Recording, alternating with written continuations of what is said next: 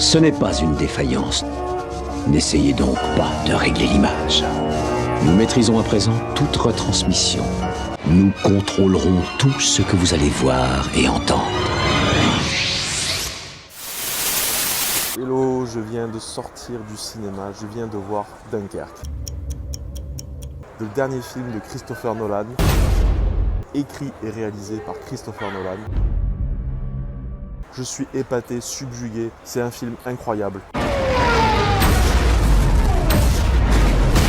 Christopher Nolan, le réalisateur de Insomnia, Memento ou encore la trilogie du Dark Knight, sans oublier Inception, Interstellar et Le Prestige, nous livre ici un film d'une grande intensité et au scénario d'une rare intelligence.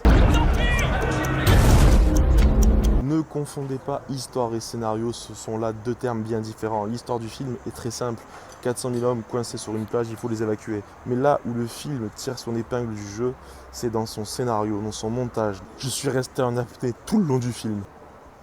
L'intelligence du scénario et du montage me font grandement penser au film Memento, du même réalisateur, je l'ai dit juste avant. Le monde ne cesse pas d'exister parce qu'on ferme les yeux, n'est-ce pas?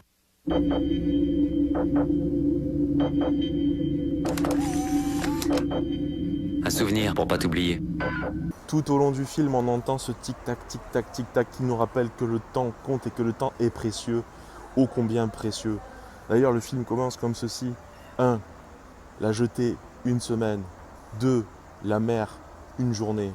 3. Les airs, une heure.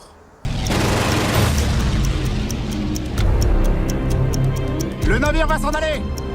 La bande originale signée Hans Zimmer vient soulever cet effet d'intensité, ce rythme effréné que nous donne le film. Ne vous attendez pas à un film du genre « Il faut sauver le soldat Ryan » avec du sang partout, des membres qui volent dans tous les sens. Non.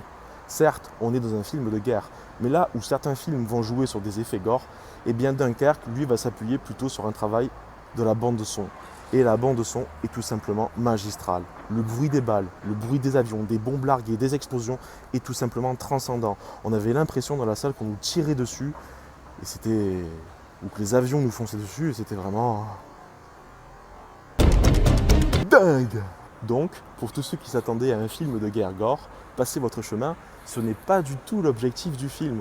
Ici, tout est suggéré, et c'est vraiment bien fait.